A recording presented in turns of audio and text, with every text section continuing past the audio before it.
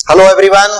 तो मैं आपको जो बताने का प्रयास क्या कर रहा हूं, अब विलयन का वर्गीकरण मैंने बताया, तो विलयन को इस आधार पर कि उसकी भौतिक अवस्था क्या है, मैं मोटे मोटे तौर पर तीन प्रकार से बांटूंगा, क्योंकि भौतिक अवस्था जनरली तीन ही है, ठोस द्रव गैस। ठीक है, तो अगर मैंने लिखा द्रव विलयन, बेटा क्या लिखा मैंने, द्रव विलयन या द्रवी विलयन, लिक्विड सॉल्यूशन, गैसीय विलयन, गैसियस सॉल्यूशन बेटा, और थर्ड है हमारा ठोस विलयन, सॉलिड सॉल्यूशन। ओके, बात समझ में आई? तो द्रव विलयन का मतलब यह होगा, अभी मैंने क्या बताया था आपको, विलायक की परिभाषा बताई थी कि नहीं। अगर विलयन की भौतिक अवस्था द्रव है तो डेफिनेटली इनमें विलायक की भौतिक अवस्था क्या होगी बेटा, कि सर विलायक की भौतिक अवस्था विलयन की भौतिक अवस्था के समान होती है, और विलयन की भौतिक अवस्था क्या है, तो विलायक की भौतिक अवस्था भी क्या होगी बेटा, द्रव होगी। अच्छा, विलय की भौतिक अवस्था कुछ भी हो सकती है। विलय क्या हो सकता है बेटा, विलय ठोस हो सकता है, विलय द्रव हो सकता है, विलय बेटा गैस हो सकता है, कुछ भी। राइट, विलायक की भौतिक अवस्था द्रव होगी और विलय की भौतिक अवस्था ठोस हो सकती है, द्रव हो सकती है, गैस हो सकती है। समझ में आ गई बात? तो इसका मतलब यहां अगर मैं ये कहता हूं कि विलय और विलायक की भौतिक अवस्था देख ली जाए तो विलयन कितने प्रकार के होते, तो आपका जवाब आएगा तीन। केवल इसी कैटेगरी से बन जाएंगे कि नहीं? बोलो कैसे कैसे बनेंगे बेटा। ठोस का द्रव में बना हुआ विलयन, ठोस का द्रव में बना हुआ विलयन, ठोस का द्रव में बना हुआ विलयन, ध्यान से सुनिएगा, ठोस का द्रव में बना हुआ विलयन। अगर मैं आपको इसके उदाहरण, आपको जो नोट्स मिले उसमें तालिका में बना होगा, दिख रहा है आप लोगों को, टेबल बनी है कि नहीं बेटा? अपने आप को बताइए, ये ठोस का द्रव में बना विलयन, इसका मतलब ये निकलेगा कि हम ऐसे उदाहरणों वाला विलयन लिखेंगे। अब मैं आपको व्यवहारिक उदाहरण इसलिए बता रहा हूं, जैसे नमक का जल में बना हुआ विलयन, तो नमक की भौतिक अवस्था ठोस और जल की भौतिक अवस्था द्रव। या शर्करा का जल में बना हुआ विलयन, ग्लूकोज का जल में बना हुआ विलयन, यूरिया, नमक, शर्करा, यूरिया, चीनी, ग्लूकोज, ये सब प्रकृति में कैसे मिलते हैं बेटा, ठोस अवस्था में मिलते हैं। तो उदाहरण समझ में आया? एक तालिका जो बनी है उसके चार कॉलम आपको दिख रहे हैं, चार कॉलम में पहला लिखा गया बेटा विलयन की भौतिक अवस्था, फिर दूसरे कॉलम में लिखा गया विलय की भौतिक अवस्था, तीसरे कॉलम में लिखा गया विलायक की भौतिक अवस्था, और चौथे लास्ट कॉलम में क्या बनाया गया बेटा, एग्जाम्पल बनाया गया। देखो ध्यान से, ठीक है। तो ठोस का द्रव में विलयन अगर मैं आपको यही बता दूं, ठोस का द्रव में विलयन, तो आप क्या कहोगे कि सर ग्लूकोज का या शर्करा का, कोई भी ले सकते हैं, ग्लूकोज का जल में बना विलयन, जलीय विलयन होगा कि नहीं बेटा, जलीय विलयन। राइट, एक हो गया। द्रव का द्रव में बना विलयन, दूसरा बेटा द्रव का द्रव में बना विलयन मिल रहा है आपको तालिका में, क्या है वो? अगर एल्कोहल देखा जाए, एथिल एल्कोहल देखा जाए, तो एल्कोहल भी द्रव है और जल भी द्रव है, तो एल्कोहल में, एल्कोहल का जल में बना हुआ विलयन, एल्कोहल का जल में बना विलयन। एल्कोहल की भी भौतिक अवस्था क्या होती है बेटा, द्रव, और जल की भौतिक अवस्था तो होती है बेटा द्रव।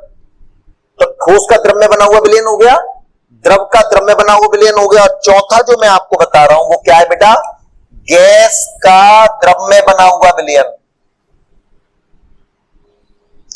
गैस का द्रव में बना हुआ विलयन। अभी मैंने बताया था ना, गैसें द्रव में घुली होती हैं, जल के अंदर घुली होती हैं। तो आप कह सकते हो कि सर O2 गैस, या कह सकते हो CO2 गैस का जल में बना विलयन, यानी जलीय विलयन। O2 का जल में बना विलयन या CO2 का जलीय विलयन। तो आप देख रहे हैं कि अभी मैंने एक प्रकार लिखा जिसमें अगर मैं विलायक और विलय दोनों की भौतिक अवस्था को सम्मिलित कर लूं तो कितने हो गए बेटा, तीन प्रकार के, ठोस का द्रव में, द्रव का द्रव में, और गैस का द्रव में।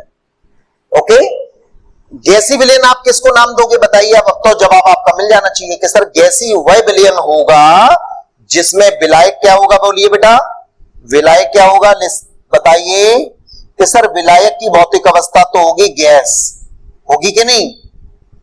विलायक क्या होगा, गैस। लेकिन विलय कुछ भी हो सकता है, विलय ठोस हो सकता है, राइट, विलय द्रव हो सकता है बेटा, और विलय गैस भी हो सकता है।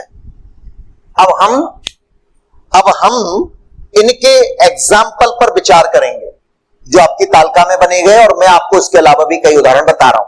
ओके, तो बेटा ये ध्यान से सुनिएगा। एक ये बन जाएगा ठोस का गैस में, एरो से समझने की कोशिश करो, ठीक है ना। मैं तालिका नहीं बना रहा हूं, मैं आपको यही बता रहा हूं, उसमें भी समय लगेगा।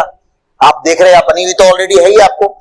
ठोस का गैस में, अब यहां उदाहरण को समझिएगा। ठोस का गैस में प्रकृति में एक पदार्थ पाया जाता है कपूर। कपूर देखा है कि नहीं आप लोगों ने? कपूर या कह दे नौसांदर, हालांकि कपूर अलग है, नौसांदर अलग है। मैं बता रहा हूं, कपूर भी ठोस रूप में मिलता है और नौसांदर भी ठोस रूप में मिलता है। और इनके बारे में हम लोगों ने अगर सुना हो तो ये ऊर्ध्वपातित पदार्थ होते हैं बेटा, ऊर्ध्वपातित। ठोस तो है, गर्म करने पर सीधे गैस में बदल जाते हैं, लेकिन कमरे के तापक्रम पर तो ठोस है। तो कपूर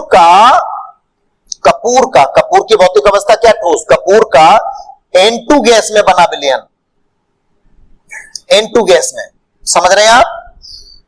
कपूर यानी जो कि ठोस है, गैस यानी N2, तो कपूर का N2 गैस में बना हुआ विलयन इस उदाहरण में लिखा जा सकता है। ओके, अब देखिए द्रव का गैस में बना हुआ विलयन बेटा, द्रव का गैस में बना हुआ विलयन, समझ रहे हैं आप? कोई प्रॉब्लम तो नहीं है बेटा? ठीक है, मैं तालिका भी बना लूंगा, कोई ऐसी अगर दिक्कत आ रही है तो। फिलहाल ऑलरेडी है ना आपके पास, इसलिए मैं नहीं बनाई। द्रव बेटा जैसे क्लोरोफॉर्म बेटा, क्या? क्लोरोफॉर्म। अगर आप लोगों ने क्लोरोफॉर्म के बारे में नहीं सुना तो मैं बता दूं, बेहोश कर देता है ये। सूत्र होता है इसका CHCl3। तो क्लोरोफॉर्म का N2 गैस में बना विलयन, N2 गैस में, ठीक है? क्या समझ रहे हैं आप लोग? देखिएगा, कोई कंफ्यूजन तो नहीं है। द्रव का गैस में बना हुआ विलयन क्या होगा? क्लोरोफॉर्म का N2 गैस में बना विलयन। क्लोरोफॉर्म द्रव में होता है और N2 तो गैस है ही है। और तीसरा प्रकार क्या बनाया बेटा मैंने? गैस का गैस में बने हुए विलयन का उदाहरण मैं बोलने जा रहा हूं। किसका? गैस का गैस में बना हुआ विलयन, गैस का गैस में बना हुआ विलयन। तो आप देख सकते हैं, यू कह सकते हैं O2 प्लस N2 का मिश्रण बेटा। O2 भी गैस है और नाइट्रोजन भी गैस है, तो O2 और N2 गैसों का अगर मिश्रण है तो वो क्या कहलाएगा बेटा? दोनों गैस डैश गैस मिश्रण कहलाएगा। गैस डैश गैस समांगी मिश्रण यानी गैस डैश गैस विलयन कहलाएगा। 6 प्रकार हो गए, 3 इसके बने। अब रह गया बेटा आपका क्या? ठोस विलयन। इस ठोस विलयन को मैं आपको इधर समझाऊंगा, भाषा में यहां लिख रहा हूं, ठीक है? अभी मैंने इसलिए नहीं हटाया ताकि आप बोर्ड पर इस बात को देख सके, ठीक है? तो ठोस, इसमें क्या होगा बेटा? विलायक की भौतिक अवस्था। विलायक कौन होगा बेटा? ठोस। जैसा कि आप इसके नाम से पता चल रहा है, विलय कुछ भी हो सकता है बेटा। विलय क्या हो सकता है? विलय ठोस हो सकता है, विलय द्रव हो सकता है, विलय गैस हो सकता है, जैसा कि आप देख रहे हैं, ठीक है? लेकिन विलायक हमेशा ठोस होगा। अब इनके भी उदाहरण जो आपकी तालिका में बने हुए हैं, मैं इनके उदाहरणों से आप लोगों को परिचित करवाऊं। तो ठोस का पहला उदाहरण मैंने बताया आपको, ठोस का ठोस में बना विलयन। तो जितनी भी मिश्र धातुएं होती है ना, मिश्र धातु, और मिश्र धातु यानी अलॉयज में अगर मैं द्विअंगी विलयनों की बात करूं, अगर मान के चलो, ठीक है ना, कहना चाहिए अलॉयज यानी इसका मतलब हो गया आपका मिश्र धातुओं में 2 या 2 से ज्यादा भी घटक हो सकते हैं। अगर मैं 2 तक ही रहता हूं तो उसमें पीतल लिखा जा सकता है बेटा। इस उदाहरण में आपका पीतल आ जाएगा। पीतल मतलब हो गया ब्रास, जो कॉपर और जिंक का मिश्रण होता है, या 2 कोई भी और अन्य धातुएं ले सकते हैं आप लोग, ठीक है? उनका मिश्रण भी इसी कैटेगरी में आपके लिए आ जाएगा। अच्छा देखिए, द्रव का ठोस में बना हुआ विलयन, इस उदाहरण पर विचार करें हम लोग बेटा। द्रव का गुनगुनाइए बेटा। द्रव का ठोस में, ठोस का ठोस में, द्रव का ठोस में बना हुआ विलयन। अब देखिए, हमारा जो पारा मरकरी जो है ना बेटा, मरकरी प्रकृति में द्रव रूप में पाई जाती है। तो मरकरी को अगर सोडियम ठोस रूप में पाया जाता है, तो मरकरी को अगर सोडियम में मिश्रण बना दिया जाए तो इसे बोलते हैं अपन क्या? Sodium amalgam. अमलगम का मतलब हो गया 2 घटकों में से एक घटक मरकरी जरूर होगा, अमलगम। अगर मैंने कहा गोल्ड अमलगम तो इसका क्या मतलब निकलेगा? एक घटक तो मरकरी और दूसरा गोल्ड यानी सोना है। तो सोडियम जो ठोस है और मरकरी यानी द्रव है, तो अपन कह सकते हैं कि मरकरी का सोडियम में बना हुआ विलयन अर्थात सोडियम अमलगम। तो मैं यहां लिख दूं बेटा, ये आपके पास ऑलरेडी लिखा है सोडियम। तो इस तरह से आप लोग पढ़िएगा बेटा, ध्यान से उसकी भौतिक अवस्था को समझकर। सोडियम अमलगम दिखाई दे रहा है, देखो बेटा नीचे जो मैंने लिखा है, सोडियम अमलगम। ओके, इसके बाद गैस का ठोस में बना हुआ विलयन, गैस का ठोस में, क्योंकि जो ज्यादा है वो विलायक है, गैस का ठोस में विलयन। इसका एक इंटरेस्टिंग उदाहरण मैं आप लोगों को बताता हूं, गैस का ठोस में। इंटरेस्टिंग उदाहरण इसलिए कह रहा हूं, वो कई जगह सुनने में नजर आएगा आपको, 11th में भी आपने सुना है अगर आप देखेंगे तो। मैं ये बता रहा हूं गैस का ठोस में है, ठीक है ना, इधर लिख रहा हूं, दिख रहा है आपको, गैस का ठोस में बेटा। अब देखिए बहुत सारी धातुएं जैसे पैलेडियम, प्लेटिनम, निकिल, ठोस धातुएं हो गई। तो हाइड्रोजन जो गैस है बेटा, हाइड्रोजन गैस जब पीडी में, हाइड्रोजन गैस जब प्लेटिनम में, और हाइड्रोजन गैस जब निकिल में, हाइड्रोजन गैस का पैलेडियम में, हाइड्रोजन गैस का प्लेटिनम में, या हाइड्रोजन गैस का निकिल में, तो गैस, हाइड्रोजन, ठोस, ये धातुएं हो गई। तो इनका, इनमें जब अधिशोषण होता है तो वो बना हुआ विलयन गैस का ठोस में बना हुआ विलयन कहलाता है।